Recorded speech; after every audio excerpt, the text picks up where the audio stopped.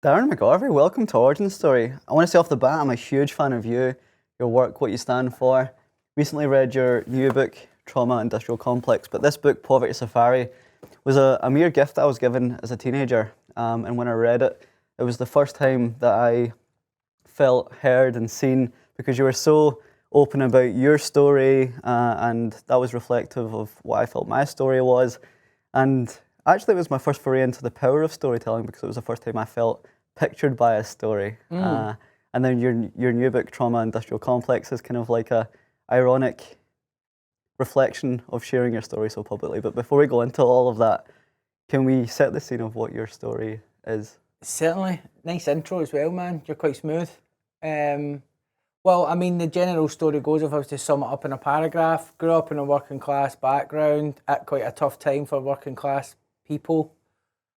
And I was exposed to all the things that people would associate with that kind of upbringing. What were they? Poverty, alcoholism, violence, and not necessarily always directly to me, but just that being the general feeling in the community at times. And so I kind of grew up with a bit of a split personality in terms of how I felt life and how I thought about life. On one hand, I was a very anxious kid. I didn't feel safe a lot of the time. And I was always looking for reassurance or validation of some description.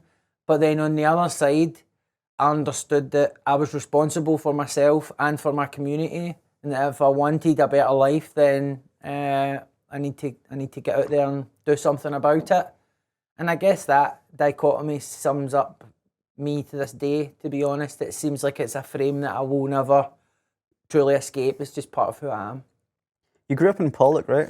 Mm-hmm. Set the stage of what Pollock felt, looked and sounded like in the 1980s? Yeah, well, in Pollock in the 80s, Pollock is interesting because on one hand it's quite a nice area aesthetically in terms of there's lots of wide open green spaces, and the way that it was built to account for the fact that other forms of housing estate and social housing were sometimes overly cramped together and there was little space, so you had the kind of high-rise or tenement model.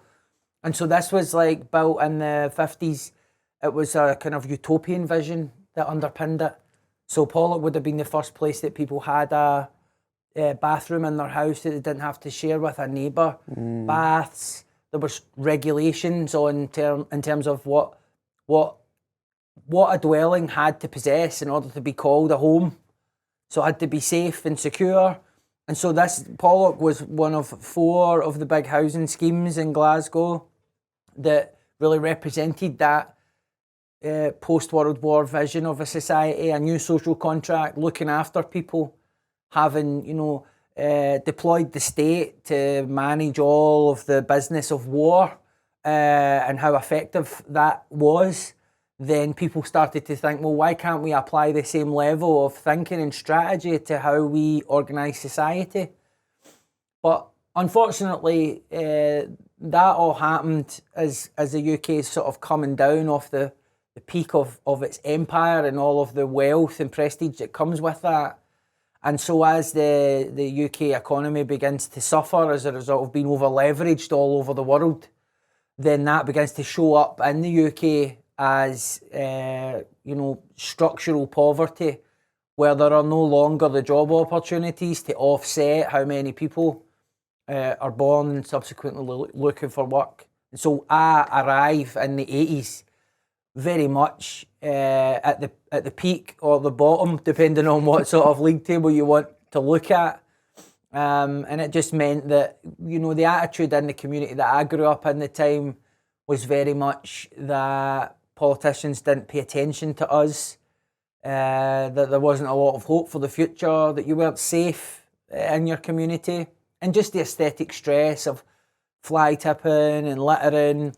It creates a sense, it's like your daily life is, I guess, typified by a kind of vigilance that you have about the consequences of just like moving around and going about your life. And a lot of people will identify with that description, even though they might not know Pollock. You are my favourite commentator on Class. You are so proud of your working class upbringing and identity. When did you have this realization that you were working class? Was it always evident in your life, or was there a specific moment where you found out about that term and then self-described yourself as it? I grew up in a time of militancy. There was a lot of, hard left politics and hard right politics going on in the 80s and early 90s. And that was very much a kind of response to Thatcherism in different ways.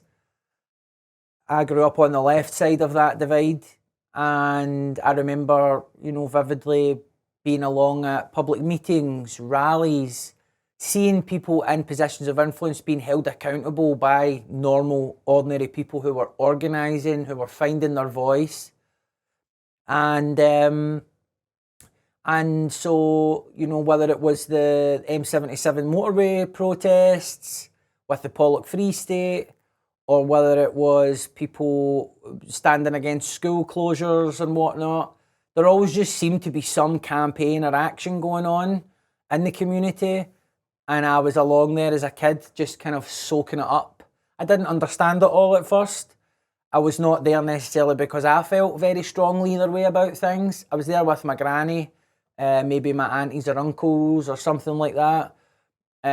So this idea of participating directly in democracy rather than letting a politician do it on your behalf, that was just innate to me. That was just obvious to me as I got older. When I started to become aware of not necessarily my social class, but how that differed from a middle class background, was actually when I moved into a middle class area, because then it becomes so stark what the differences are. So a former partner of mine, her mother owned property in a very plush West End area. And we'd been living in a flat together, and then we got the offer of moving in to that property once it had become available.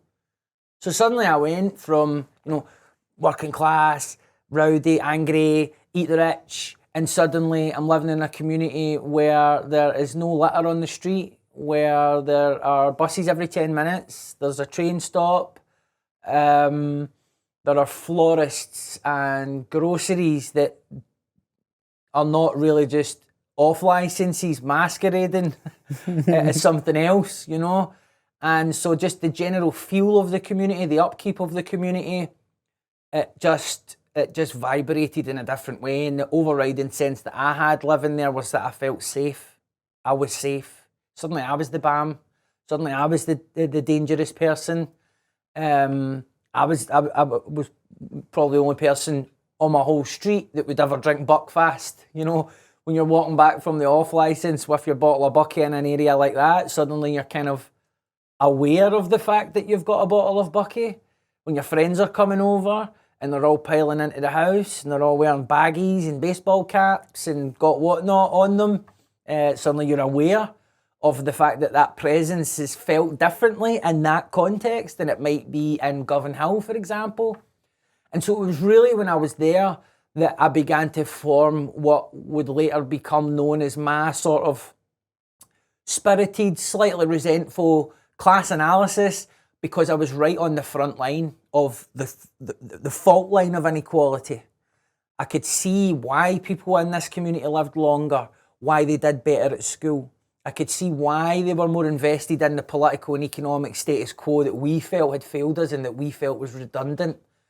And I guess that fed into the dichotomy that I described earlier as well, because it made me angrier, but I was confronted with certain facts that didn't necessarily chime with what my prior beliefs were about middle class people, about their intentions, about their experiences. I started to understand, that just because you might be lucky enough to be born into a wealthy postcode, it doesn't mean you don't care about the poor. It doesn't mean that you've never suffered. It doesn't mean you've not got trauma. But it took me a long time to accept those things, because that's a pretty fundamental adjustment that you need to make in your analysis. when really you've always come at it from a very antagonistic point of view. So is working class rage real? Oh, absolutely. And we're feeling it in the country right now. And we're feeling it from many different sections on the political spectrum. You have people who are understandably, justifiably angry about the strain on household incomes. So we have rising energy bills, rising food costs, depending on where we sit in terms of our credit rating, the sort of debt that we might need to get into to survive, the cost of that is rising. And then we have absolute collapse of public services, sewage running in the rivers. And so people just generally feel that the UK is not being very well managed. Then you have on the other side of the political spectrum the same anger, the same frustration, but maybe a different focal point or a different locus of the anxiety, which is borders and security and immigration. And so ultimately you have different groups who have different fears. They have a different lens through which to construe what's going on. And so it's the same anger coming from the same material conditions, but it's channeled along different routes depending on what your media diet is, what your prior experiences are, culturally, what you've been through and whatnot. But that's the one commonality, I would say, between all the different tribes out there who are currently engaged in some kind of war of attrition, online and in real life, is that they're angry and that the anger is not baseless. When you spoke about moving to the West End and feeling like a bit of a class sore thumb in the area, I think about a term that I've kind of coined, like a social mobility motive loneliness, where you don't really relate to your prior belongings because you have more than they have, but you don't fit into this new crowd. And a way to reclaim agency is by telling your story. And I've been a fan of your work before Poverty Safari as a hip-hop artist. Do you think hip-hop was a medium for you to reclaim that agency over your story? Absolutely, absolutely. And also, it was really the only art form that I could get consistent access to. You know, Because it's man and mic? It's man and mic. You don't need to own anything to do it. Your story's your currency, and how well you tell it is how you get your respect. Similar to comedy, in fact. Exactly, and these are working class art forms essentially, which means they're subject to the same prejudices within the arts, which is a rapper or a comedian says something that's attributed to them personally. It's seen as a reflection of their experience, their point of view, rather than an artist who is leveraging audience expectations to project a persona or make a point of view. Because we're working class, it's not assumed that we're dealing with sophisticated dynamics, you know what I mean, in terms of how we go about our business. But to go back to your question, I was interested actually in maybe being a playwright, and the best grade that I got at school was for drama. So I was interested in the theory around drama, and I was interested in acting, and I remember my teachers saying, you know, that I had a talent for that. And then I remember doing a couple of auditions for things. I did community theatre at the Citizens Theatre, which was great. I got a main part in a production there. But when it came to trying to kind of get into any sort of industry or anything like that, that's where I always felt a bit of resistance, you know, and maybe I just wasn't persistent enough. But around that time also, a lot of the trauma and difficulty that had kind of built up through childhood, it started to surface again. And so that's when I started to experiment with alcohol and drugs. And that's much more well suited to hip hop, you know what I mean? Because you can still turn up for work, as it were. But also I found a new community, you know, it gave me a chance to set aside the identity that I had been built or had been attributed to me in Pollock. And when I left home quite young and moved into kind of supported accommodation in Maryhill, basically my only focus at that time was making a name for myself in the local hip hop scene, you know. And I seen, when I learned that a hip hop scene had been going already for 20 years before I was even aware of it, then that excited me, because at first I thought I'm the only person in Scotland who's rapping. That can't be anyone else doing that, so this is going to be easy. But when I found I was part of a lineage and a community, I really liked that.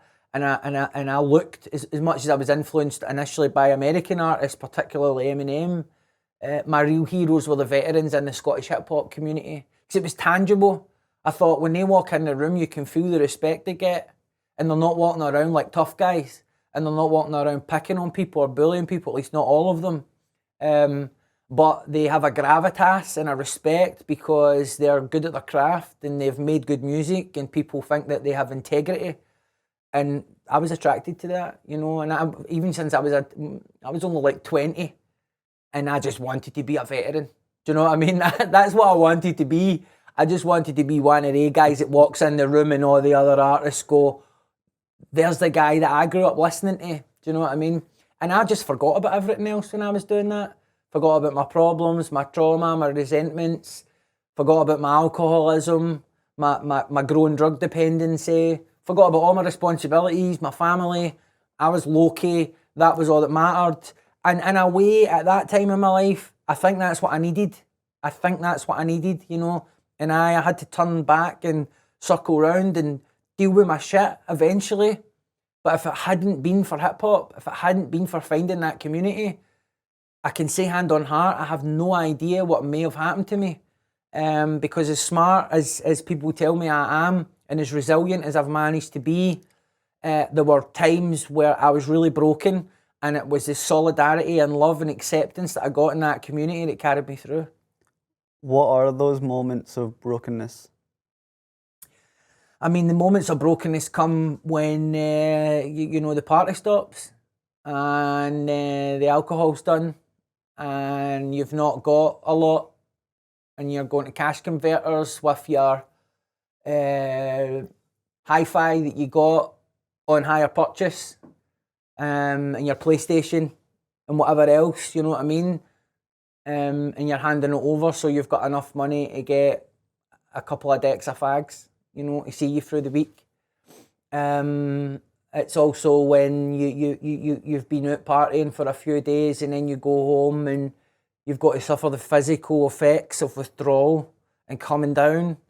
And I think that's if you're running from your problems, the come down's always relative to what you're running from, right? So if people genuinely go out, it tends to be people don't want to get that high if they've not got problems they're running from. But if you're not running from something significant, your come down is something that you sort of understand is just a necessary part of, the physiology of getting high. You're up, you're down. But if you're running from the amount of things that I was running from, a narrative about my life that hadn't quite been squared off with the truth of everything yet, running from the reality that I'm becoming the sort of alcoholic that I hated as a child and resented as a child and blamed all my problems on, running from the fact that all the pain that you suffered, you're now transmitting it onto other people in your life through your character defects and your behaviours. And that ultimately the sort of person that you would like to be seen as is not the sort of person who's showing up on a daily basis. You know what I mean? When you run from all that, that's the stuff that terrorises you when you're having a come down. Then you add in hallucinating, voices, all of the stuff that I dealt with, sleep paralysis, demons, and that was before we had all this language to describe all these things, right? Back then, I just thought I was mental. I thought I was bipolar, schizophrenic. I knew I wasn't a sociopath or a psychopath because I felt connection and empathy and concern for other people. Do you know what I mean? But there was a sort of narcissism within my wider personality that got activated in vulnerability. It was a over concern with how other people see me and a desperate sort of need to be liked and loved, which funnily enough created a persona that was easy to dislike at times, just due to the sheer neediness of it, I can imagine when your book Poverty Safari hit the shelves, you won the Orwell Prize. a book that was meant for local readers, written from a local vantage point, became an international read book. I can imagine those early feelings and symptoms and demons were exacerbated on a public and global stage. Yeah, and the thing is, like, you know, this is the most successful thing I've ever done. By the measurements of like how most people think about success, it's not that big of a deal. You know, that book's maybe done 160, 70,000 copies now, right? Oh. But obviously, you've got big world-beating books that sell 10 million copies over a few years and all that. So when I talk about success, I'm not sitting here trying to say that I'm burdened in the way that someone who is known all around the world by millions of people is. But still, any level of visibility that exceeds what you're used to or that you planned for will come as a bit of a shock to the nervous system. And it will, in many ways, if you haven't done any kind of preparatory work in advance, which few people do, because why would you anticipate such a scenario happening in the first place, then you come to question what it means and what does it mean about you and what is your true value now? Are you more valuable? Is your value dependent on what people think of that or how that performs? And ultimately, things were just moving so fast for me at that time that, you know, I would sometimes sit and reflect on those questions, and then it would be into another big piece of work. And the thing that overwhelmed me back then, apart from the birth of my second child, just learning to be a dad, navigating all of that, massive burden on my partner also, because we understood these opportunities don't come along. I should get out there and do what I can, not just for myself, but for the benefit of the family. But that placed a heavy burden on her in those first 2 or 3 years. So I became kind of disconnected from family because I was working so much. I would return home and I would feel like a third wheel. Family, they all get into a way of doing things in your absence. I struggled sometimes to connect with my son because he was spending so much time with his mum and with his papa, and those were more natural connections for him because I was sort of there and then I wasn't there. And it wasn't like I wasn't showing up to do the work, you know. I did a lot. I did most of the nighttime stuff, the morning stuff, any opportunity that I could let my partner get some rest. Then I thought this is a great way to sort of show my gratitude for the burden that she's taken and do my bit. But also it meant that the quality of interactions, I think sometimes with family back then, were not great. I ultimately thought, like a lot of dads do, the harder I work, the more love that shows. And I think that was one of many ingredients that led to me falling into ill health. You know, that disconnection from family, even when I'm there, not feeling like I'm there, working, travelling all the time, and quite frankly, moving around in industries where everyone is paid to be nice to you, whether or not they like you, whether or not they respect you.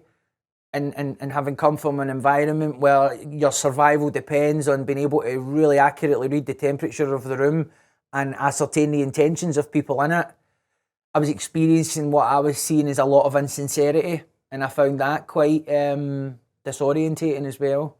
But it would take me a few years to get to a point where I could find my place in all of that and find safety in all of that. It's just when it happens so quickly, then you can't do anything but kind of scramble to try your best to not sabotage the whole thing, while at the same time you've got to go through a kind of grieving process for life as you thought it was before all that shit kicked off. How does it feel to be contained by the prospect that your poverty and pain became a product, and that product is what keeps stability and sustenance within your household? I relate to that a lot. I'm not sure if I've told you offline before, but I joined a large corporation as through a social mobility charity, then became their face of social mobility and was able to amplify that at the World Economic Forum, to meeting the Queen, and then I became well known for my story. I became validated for that story, and I was able to essentially make a career of it. Encouraged this podcast, which is called The Origin Story, on that same accord. And now my story and the stories of similar stories have become a product. After reading your recent book, Trauma Industrial Complex, I'm fighting this contrast between feeling like it's a worthy endeavor, but also a kind of poetry prison or a narrative prison in some way. But at this scale where you're selling hundreds of thousands of copies of books and you're getting paid gigs that support your family and sustenance, how did you initially balance that productization of your poverty and pain? Well, I think that's a really insightful observation that you've made there in terms of your own life. And I think that's the key. Because the first point to make is we live within a capitalist framework, right? Nothing is off limits in terms of what can become a product. Nothing, right? And in many ways, we've been socialised more aggressively, I would say, over the last 20 years to view ourselves as products and our values and beliefs and experiences as brand extensions. I notice this when I'm interacting with my children and how that corporatised language is part of their vocabulary. And very rarely, you're out and about, they do something, they climb a tree, they jump into a puddle, they want it documented on film, And I remember the moments where we've been, having a nice moment where we're watching a sunset or we see two rainbows and having to say to them, look, don't ask me to pull the camera out, right? Our brains are much more sophisticated than this machinery, and it kind of spoils the moment when you start observing it from a kind of third person perspective. So there's that. That's the context in which our experiences arise. What the book warns against is going into this game without an awareness of that. That's all. So I'm not saying don't capitalise off your own experience. If your experience is of value in a capitalist society, it's as valuable as other people are willing to pay. That's the basic principle. That's fair enough. I don't make a judgment on that. What I'm talking about is safety and awareness. And ultimately, I want to arm or help arm people who are aware, even subconsciously, that there is this attention economy and the most immersive type of content out there is lived experience content. Because people, they're not just watching it to see someone else's experience. There's the narcissism of seeing themselves reflected back. And I don't mean that in a critical way, but that's what the function of that kind of content is. So people should feel free to do what they want without judgment from me. But ultimately, I just didn't understand all of that in the beginning. And so it's been a kind of mad rush to make meaning of it. And I guess to sort of use my experiences to warn other people, if you get into this game, here are some things you might want to think about beforehand. It's quite funny how, both you and I have used our story to reclaim agency, but your story can grow so productized and large that you lose agency over it. And there's a story that you bring to life in your book around, I think it was an interview with Channel 4, and it was maybe a political editor or a social commentator or something like that, ask you about Jackie Long, asked you about your mother, and you, despite writing about your mother in your book and talking publicly about it, you felt like you lost agency over it, and you felt quite insulted to some degree that she was asking about this. Yeah. I think that's something, the analogy that you use is essentially like letting the toothpaste out of the tube and not being able to get it back in. It does really feel like that. And I experienced that recently. Now that AI Gemini, or whatever it is, Gemini AI on Google, will have very AI-driven search results. I just Googled myself a few weeks ago, and on a podcast maybe 4 or 5 years ago, I spoke about my dad's upbringing and how that was ladled with domestic abuse. But this AI generated a summary that said that my dad was a perpetrator of domestic abuse in my story, and I had no agency of how that story was written any longer. And similar to the Jackie Long instance in your story, I felt like I lost agency over my story. Yeah. How do you, in this capitalistic society, if someone chooses to own their story and productize it in some way, do you have any pieces of advice or safeguards to contain it? Yeah, so there are 3 parts to it. One is prevention's better than cure. So if we can consider deeply what the potential implications might be, we might say, do you know what, I won't say anything at all, or I'll find a way of saying it that's not going to result in that feeling of regret, right? Then there is, if we do that, we can either try and clarify it, contextualize it, add nuance. But ultimately, I think if there is things out there about us, and I just mean this in a general way, it doesn't necessarily be as an influencer or a writer. I think at some point we have to make peace with the fact that previous iterations of ourselves will make mistakes. And that if a harm has been caused as a result of our conduct, we can offer a repair to whomever is harmed. And that is also a part of life, and that we can learn a lot about ourselves by taking accountability. The new book, part of the book is about taking accountability in many ways. It's about trying to put a truer picture of me out there that maybe I wasn't aware of when I wrote the first book, because I still, well, in my recovery, I was gaining more self-knowledge, and I was putting it into practice. I was still cooking, you know? And so what I try to do with this book is say, yeah, you probably see me as a victim based on a lot of the stuff that's been written about me and a lot of the stuff that I've said. And there is a victim component and facet to my experience, but because my trauma was not treated and unaddressed, then I'm a villain in other people's story, or at least I was. You know, I would like to think at least anybody I've harmed unintentionally, I've made an offer of amends and taken some kind of accountability at whatever level the harm was committed. So if I commit a harm publicly, I have to take accountability for that publicly.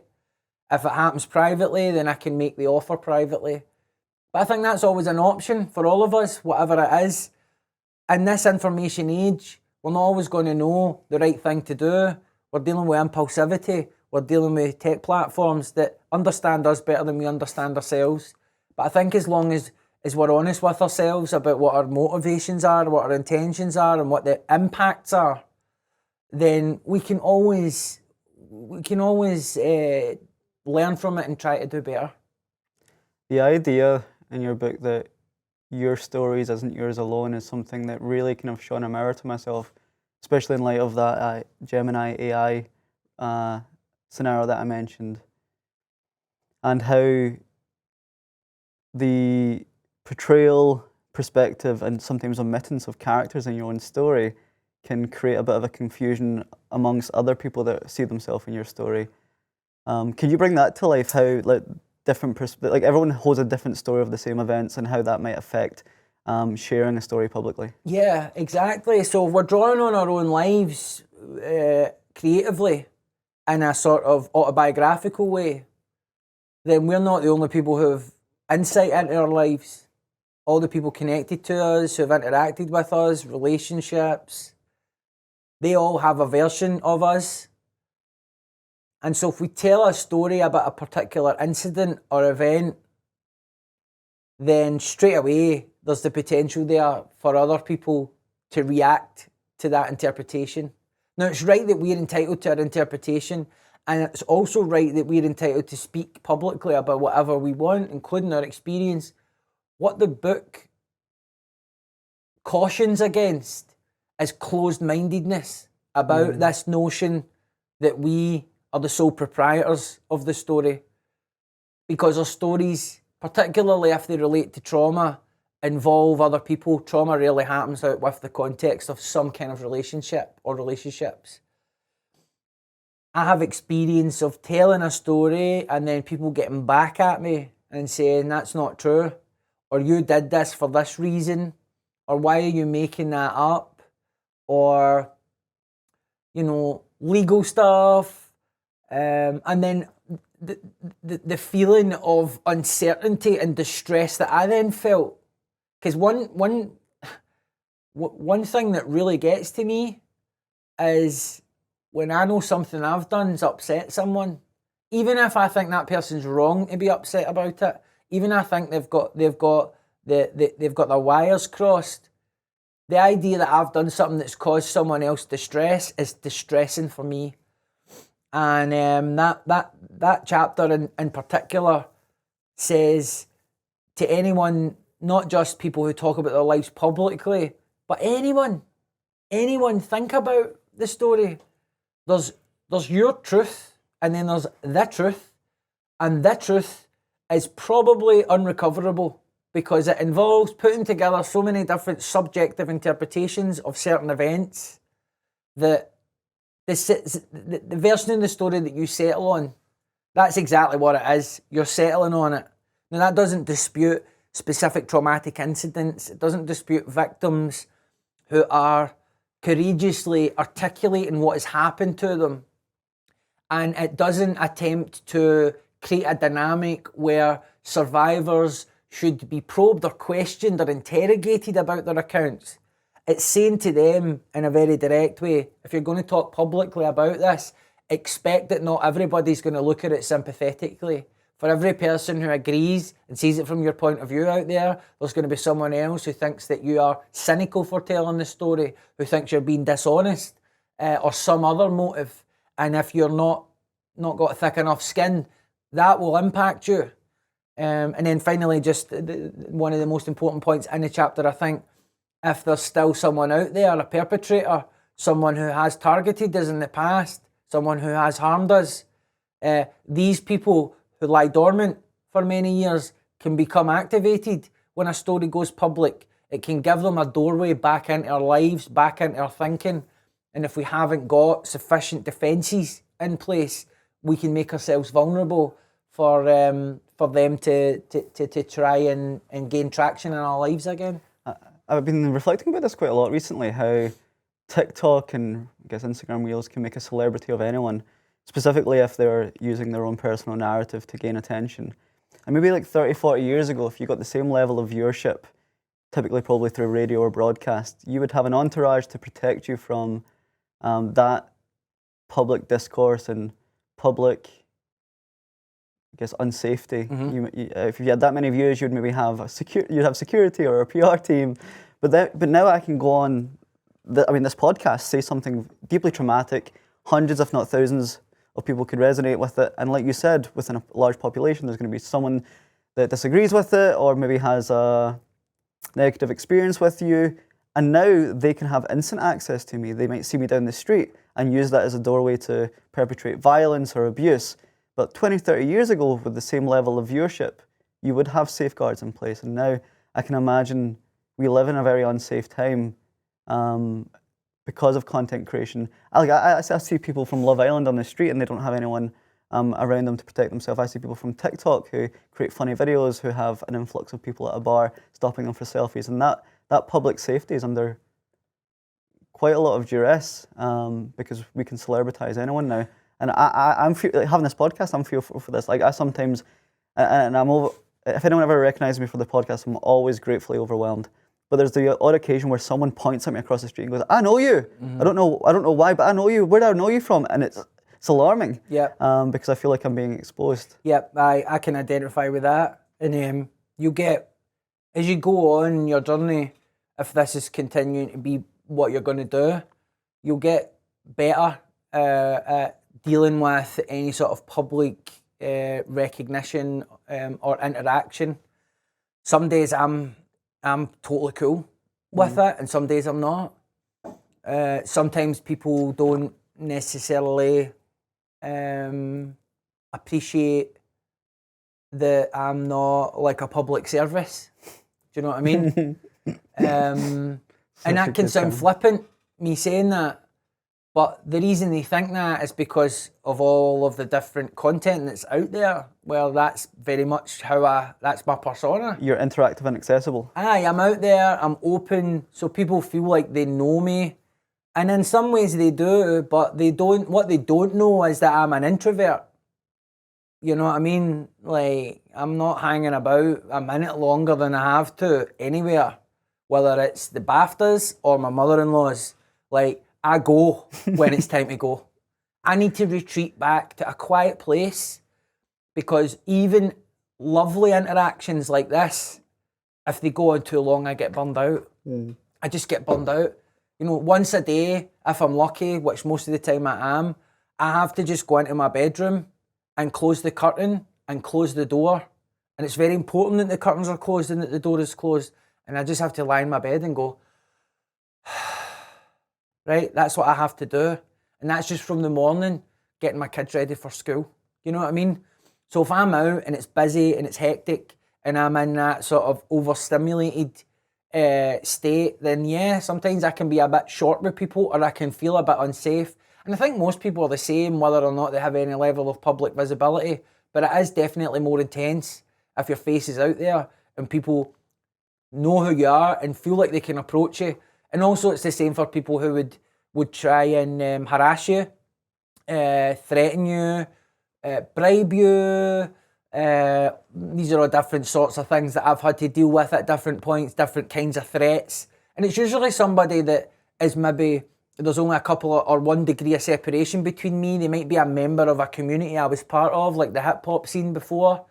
They have a strong sense of me. They're going through some kind of mental health problem. They try to draw me into some community drama that's going on. And then, you know, the minute that I put a boundary in and say, I don't know who the fuck you think you're talking to, they start to react aggressively against me, you know. I'm getting better at dealing with all these things, and 90% of the time it comes to nothing. But ultimately, yes, that is a major downside sometimes of a career that's very much driven by visibility, to be honest. Another pitfall of modern day personal branding that I found myself becoming aware of when I came to watch your friend's show about your book was, it's very synonymous with like a comedian's work in progress show where the audience dictates the final result. I noticed as a young man when I started sharing my story and some of the things around my family that I was getting praised and rewarded about some of the ways I portrayed my mother and my father, and which meant that I continued to tell those stories over and over again. But from what I've learned from your work and from what I realised from it is that I miss out some of the good parts. And I just remember so vividly, age of 8, 9, I was, my dad was God, I shouldn't say this publicly, a bit of a benefits cheat, right? So he was on universal credit, but he would do odd jobs around the local area, and he would take me out building fences. In the winter, it was like my knees were on slabs and I was 9 building fences. And I would talk about that story and paint myself a victim of child labour, and I had no autonomy to say yes or no to these experiences, but there was the exact same craftsmanship and handiwork that my dad used to build me a goalpost out of wood with a fishnet so I could play football and have what the neighbours had properly. But I don't talk about that part of the story. And because of the kind of performative nature of that story and the crowd appeasing and validating it, I became trapped by it. And based on your story, you talk about some of the fun parts being, or the nice parts, the positive parts being left on the cutting room floor. I think that's something that was so powerful for me to understand through your book, is that you, by retelling some of the adversities, you miss out some of the joyful experiences. You start to forget them. Yeah, you do. And it's a lot of work and a lot of setting pride aside. Because one of the things about a story told publicly is that we then have an attachment to that version of it, and whatever rewards or validation we get as a result of it, or catharsis, maybe that's a better way to describe it. I have loads of stories like that as well. I mean, genuinely with my mum, I don't have many. I remember one conversation with my mum. One conversation. That's it. So whether I've blocked out conversations that I've had with her, I remember talking to her on the phone quite soon, actually. Wouldn't be long after that she died. Obviously, we didn't know she was sick at that time. I was writing a song. I was working in my dad's room where has a recording equipment, and I was talking to her, and she was. I remember it started over. You know, my dad would come to me with the phone. It's your mum, and I'm just like, oh, for fuck's sake. Do you know what I mean? Like that's where I was at with her. But I remember on this day, she was kind of curious about what I was doing. She was asking me about what I was making, what I was writing. And I was like, well, funnily enough, I'm writing a song about you. I'll let you hear it when it's done. Do you know what I mean? But apart from that, I don't remember conversations with my mum. I remember her presence and I remember her absence. And because of early incidents that I've detailed in various things that I've done now, that contextualises a lot of subsequent stuff that might not actually have been evidence of neglect. So I remember when I stayed with her up at the Gorbals, I was up there, we'd go up at the weekend. I hated every minute of it, you know what I mean? Gorbals, high rises, just awful, right? I remember being given a dinner and it was crispy pancakes, like just a classic staple of working class lifestyle. And I bit into it and it burned my mouth off, right? So I ended up with a big burnt lip. Now that's the sort of thing that could happen anywhere, right?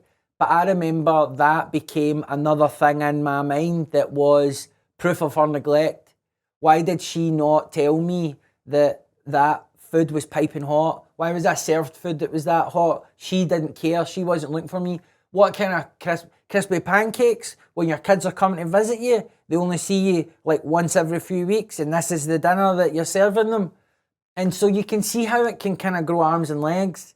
And then you look at all these other little incidents that may or may not have happened that seem to change every time you recall them. And before you know it, you've stitched together this whole tapestry where some of it is verifiable and can be corroborated by other people. And some of it is just happening in your mind and it's part of a big story that your brain seems that it needs to create. And so we need to be disciplined and committed to always revising the story so that it rings true and not necessarily just feels good or offers catharsis. How do you start to unwind that tapestry? Like, this is something I want to learn firsthand right now, where I'm currently at in my life, to build a better relationship with my upbringing and the people that were a part of it. Is it something you do solely? Is it something you do with the characters in that story? Especially when you come from a working class background or a socially immobile background. I believe social mobility is the amount of ease or friction between an individual and their awareness, therefore access to opportunity. And I think some of that opportunity can be support systems to unwind those stories. If you're from a community like ours, how do you begin to, I guess, reshape that narrative? The first thing is, you know, it begins with that willingness, that curiosity. Is this the truth of things? Will I ever get to the truth of things? How much of this story is about a sense of safety for me? And how much of the story is missing, you know, in terms of your relationship to it, your projection, your desire for certain things to be a certain way because of what that says about you. Now, that all of this is natural, and most people, they get away with all that sort of stuff because they're not talking about their life publicly, but we need to be more diligent if we are. And so through our experience, it gives us an opportunity to be a wee bit more rigorous with the honesty. What I would say is that it's an uphill struggle if you're trying to get to the truth of a subjective interpretation from within the confines of your own subjective experience. You need to get the story out to someone else who can see it from the outside. So it could be useful to talk to a family member, or for me, I benefit obviously from being part of a recovery community where, you know, we're just as full of shit as everyone else, but we do aspire to be rigorously honest with ourselves when the pain of being dishonest, even a little bit, just gets too much. And so what the role that we provide each other in the recovery community is not just someone to listen to us and validate us, but also someone to go, come on, man. You were just moaning the other day about someone who did that thing to you that you are now doing to that other person. And in that moment, you know, you get humbled, you get called out, you feel the love of the person who is calling you out because they love you enough to risk offending you by telling you the truth. But also with them seeing you more objectively than you could ever see yourself, they offer an insight into you and your story that is often very valuable if you can sit through it. And so if you're trying to get to the truth of your life, it's a process and a collaboration between your own mind and imagination and other people who see you from the outside and see your story from the outside. A lot of people, they construct the story, they attach to the story, and then they tell the story before they've ever ran it past anyone else. And then that story's something that they have to maintain because it's become so tightly bound up in their identity that any aspect of the story changing or being challenged feels kind of like an existential threat. And that's a dangerous place to be for all of us, and that's where a lot of people are, politically just now. But yeah, I would say community is a great panacea for a lot of our problems, including that one. Funnily enough, my next question was to be around identity, and maybe I'm young and naive to say this, but I do see there is more identity politics. There are more ways to identify, or maybe there's more public awareness of how to identify and what to identify as. And I can imagine there's some amazing benefits to having more labels to identify as, but there's also pitfalls to, I guess, maybe using identification as a crutch. Do you have any, I mean, I know you do, but what are your perspective around like labels and titles in modern society? Well, obviously we live in a time now which is much more liberal in that regard, and rightly so. So there are more ways for us to identify ourselves than there have ever been. But it's not necessarily led to increased harmony. It's not necessarily led to increased well-being, Often the people who have got the most labels are the ones that are in the most distress. While obviously I wouldn't speculate about the reasons for that. What I would say is that sometimes pursuing identity in the eyes of others, i.e. the desire to be seen and the demand to be seen by others in a certain way, it has diminishing returns once the initial novelty of the empowerment of taking the identity begins to wear off. If we aren't doing that inner work, if we aren't looking at the underbelly of our identity, i.e.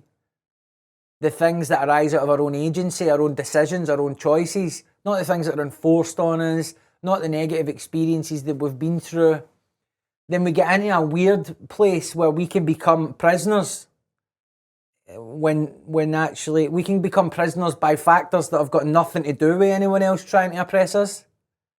So in a strange way, we will defend identities that have been attributed to us or that we've assigned ourselves without ever questioning where that comes from. Now, when it comes to identity being something that is a legally contested thing, i.e. you have certain rights and privileges as a result of that identity. You might even be so privileged that you get to decide what other people's identities mean. In those circumstances, people have the right and sometimes the obligation to resist that. And I don't take decisions in the book or anywhere else about people's rights to do that. But what I will say is that you can get lost in that fight and you can forget that sometimes that pursuit to be seen in the eyes of others a certain way, you actually avoid looking at yourself. You avoid what it is that's going on within you. And I think that's a real paradox in identity, where on one hand we demand that other people see us in a certain kind of way, while at the same time not really knowing ourselves. And so I hope as the years go on, that we can confront some of the problems of this age of identity, while at the same time trying our best to be sensitive to the fact that it is a topic that has to be handled very, very delicately. Recently I've been giving an awareness of reward systems and status generating groups. I remember I was walking through George Square and I saw like a far right rally. It's maybe like a few months ago. And I was with a pal and there was a bunch of kids on the front line, and my pal was like lambasting these little kids who were 5, 6, 7 years old about being part of this rally, and I had to like remind them that they're part of a reward. They've got a reward system that they are seeking validation from. Their parents, when they go home at night, their parents have these ideologies, and if they succumb to the same ideologies, then they get rewarded for that. And I think with this influx of ways to identify, there's reward systems and status-seeking behaviour within that. And even as we start to share our stories more complex and more publicly, we become kind of trapped by that status-seeking behaviour. But at the same time, each group of identification has nuance and complexities. Just because you believe certain things doesn't mean you believe everything else. Yeah. And in a world whereby your thumbs are expected to tweet on every single foreign affair or socio-economic issue, we're expected to have opinions on almost every public discourse. And the easier way for us to succumb to that is to create maybe bind by an identity that kind of has an amalgamation of all of those opinions. And yeah, I guess I'm making kind of the awareness that reward systems are highly motivating. Yeah, and when we follow that impulse, as many of us will at points, particularly in the social media age, when we follow that impulse kind of blindly, and usually we'll do that when we ourselves are triggered by a certain thing. So we might be triggered by a challenge to our identity or our experience, or we might be triggered by an event which speaks to us in a specific way. And then before we know it, that's when all of that gets activated, right? And then we're wading in, and I have experience of this. I've actually just had to put out a statement today. Basically taking accountability for the way that I discussed an issue that happened last week involving a 12-year-old girl, featured in a video purporting to show her carrying deadly weapons. And my article was basically, I was concerned that this video had been disseminated throughout the world, and to be fair, and shared by some pretty far right accounts. And I thought this was about her safety. Why are you sharing this video of her? Why are you identifying her? Why are you celebrating a child allegedly carrying weapons like this, when we know that the risk to that child and other children increases by orders of magnitude, the risk of injury, death, imprisonment? But in order to get to that argument, I started the piece by just basically summing up what was public knowledge at that point, which was based on a police statement in a Daily Mail article, where the child was the aggressor and she was aggressing against a couple. And I didn't think too much about that. And then as the days went on, I was receiving criticism, some coming from the far right, which I wouldn't dismiss out of hand, but there's a tone to certain criticism or just outlandish claims, and you can just go, there's no point engaging with that. But other people were being a bit more nuanced. And what I started to realise was I got triggered by that event because I had been immersed in a far right pipeline where I was watching people getting defamed or accused of kidnapping children or playing with children in play parks, all based on racial stereotype and racism generally. And what had happened was, when I saw that incident, I thought, that's getting shared because it's speculated that it's an immigrant couple who she was aggressing against, and that's the only reason they care about this. Because usually people like me who who argue in defence of children with trauma who feel safer by carrying weapons, the first thing we hit when we're arguing for smarter justice and trauma-informed approaches is that same body of public opinion that have very socially conservative beliefs about weapons carrying. Children in particular show very, very little sympathy for working class kids and young people who behave in the way that this girl appeared to be in the video. Now, I understand it's much more nuanced. Anything could have been happening, so I had to take accountability. Despite my strong convictions that my argument about celebrating kids for carrying knives and protecting their identity is sound, I had no right to frame the event in the way that I did based on the scant information that was available. Part of what happened to me was a tribal aspect of my thinking getting activated. I find that there are almost maybe 3 or 4 different modes that my brain can go into, configurations that see things in a certain way and respond to things in a certain way. And by far, the most exhilarating of them all is the one when it's triggered. Because when I'm triggered, I have a very strong sense that I know exactly what's going on, that I'm right, and that anyone who disagrees with me needs to be fought, not debated. And that is invigorating. It's intoxicating, especially for someone who's clean off alcohol and drugs. When I feel like that, it's a fucking buzz. You know what I mean?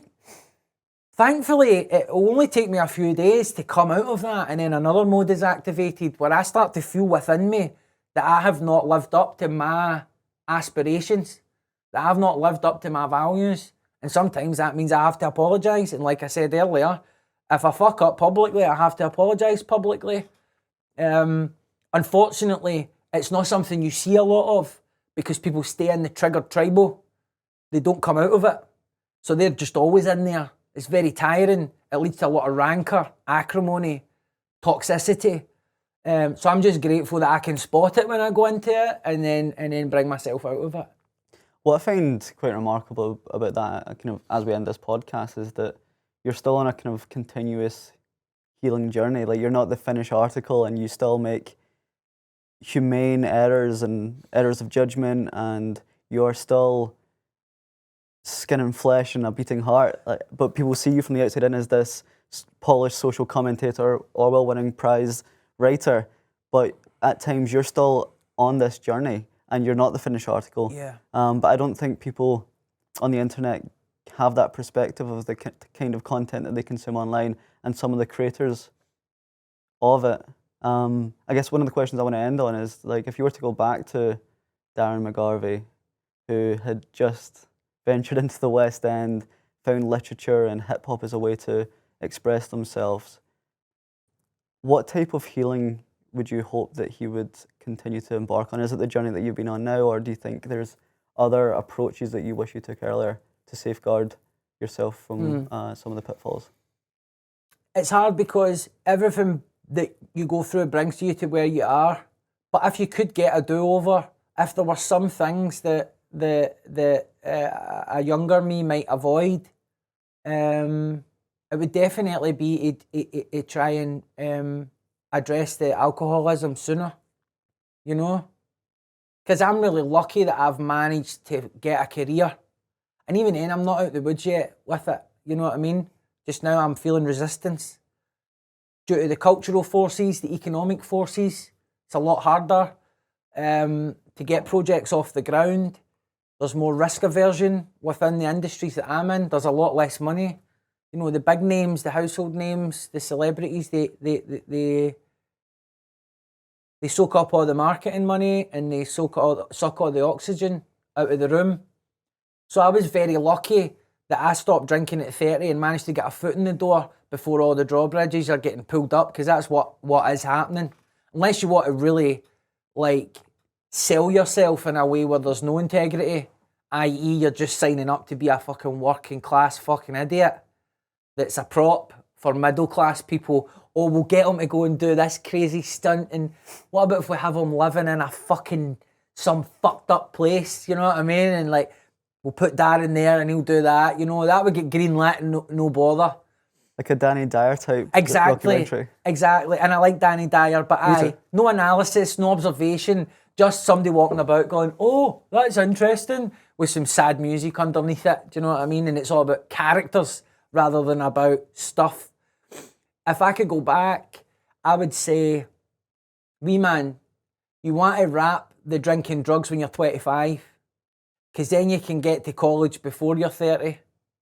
And then the whole trajectory that will unfold from that in terms of your life, the quality of relationships improving, your standing in your community improving, your health improving, that'll all happen a wee bit sooner, you know what I mean? Because, well, I'm grateful for everything I've got, when I got to it, sometimes I worry it was just a wee bit too late. You know, it was just a wee bit too late.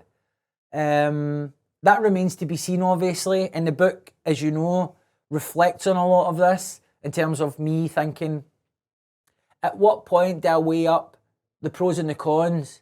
Are the benefits worth the sacrifices? Is visibility, which is absolutely necessary for my career, is it worth it? You know, are there other things that I could go and do? Could I start writing fiction? Could I move into something else entirely? You know what I mean? Like working with people in communities again like I was before. Who knows? But I would say that to anybody. If you're getting on it in your early 20s and you're already feeling like you can't control it, don't delay it. If you're wrestling with that question all the time, am I an alcoholic or a drug addict? Just know that people who aren't don't wrestle with that question. So the answer's probably yes. You're going to have to stop eventually. So the sooner you start trying to figure out how to stop and stay stopped, the better. I love that. Your new book's a few weeks past publication. What do you hope that it achieves? I hope that it achieves the kind of dual outcome of, one, saying something fresh about trauma. You know what I mean? We've moved too far in the gentle hands. This is my story and my truth. How many different labels can we apply to our behaviour and others? Move too far in that direction. We need to bring it back a wee bit while acknowledging trauma is real and all the sensitivity around that is appropriate. And then also, I want people like yourself, or people who facilitate people like yourself in some way or other, to start thinking as much about the safeguarding aspect of it as they do about the content aspect of it. You know, there's nothing wrong with stopping someone in the middle of an interview and going like that. Listen, see if later on you feel that you've said too much, see if you get in touch with me, I'll cut anything out that you want. No questions asked. Don't worry about it. That's care. That's compassion. I'm in environments sometimes where the more salacious, the more extreme someone's story is, the more you can feel people in the room's eyes lighting up because they're like, oh, this is going to be fucking great. Like, they are literally breaking down in front of us right now. They are broken. And there is a truth in that, and there is something worth capturing in that. But just have the conversation with the person, you know what I mean, about the ethics of it. That's what I would hope to achieve with the book. And then aside from that, I just hope it's a good read. At the end of the day, I just want to write something that people can't put down. That's what I enjoy. I want to write something that's informative and entertainment and seen as a good quality of writing. You know what I mean? Ultimately, that's what all writers want. You know what I mean? So if I can achieve anywhere near any of those things, I've done a good job regardless of the sales. I love it. I'm going to have to do that thing where I point to the camera and say, buy Trauma Industrial Complex and buy Poverty Safari. It's one of my favourite books. I'd recommend getting either the Kindle or the paperback, but also get the Audible. So I love doing like immersive reading, listening to you narrate it as I read it. Yeah. Similar to what you were saying there, I was unable to put it down over the last couple of days. I absolutely love it. Darren, I've been a huge fan of you for years. When I received this book as a teenager, it was such an eye-opener for me, and I've been in and around your work for so long, and I'm just so grateful that I finally got you on the podcast. Oh, mate, honestly, can I just say, like, you're not looking for a compliment from me, but what an interview. I mean, what a thoughtful interview. The amount of work that you've done getting ready for this and the level of respect that you treat me with. You can't give a bad interview when the interviewer's doing their due diligence. Do you know what I mean? So just like highly professional, really, really enjoyed it, and good luck with this podcast, bro. Thanks, Darren.